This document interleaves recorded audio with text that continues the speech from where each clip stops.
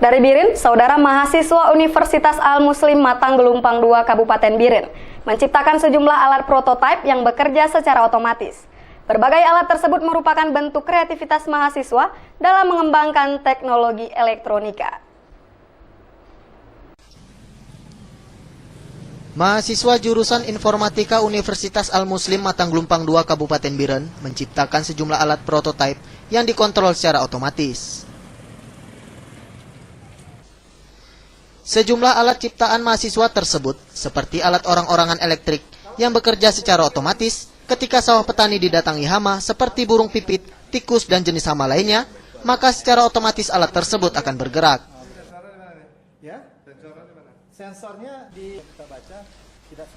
Untuk menggerakkan orang-orangan tersebut dibutuhkan beberapa elemen penting, diantaranya sensor pendeteksi gerak Arduino dan beberapa alat penting lainnya.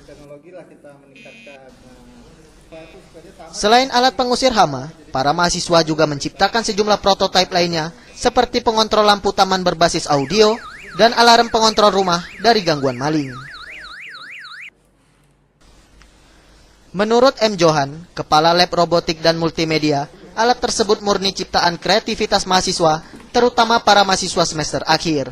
Johan berharap kreativitas tersebut bisa dikembangkan dan dimanfaatkan oleh masyarakat. Ya, salah satu adalah orang-orangan sawah nih, orang-orangan sawah pertama.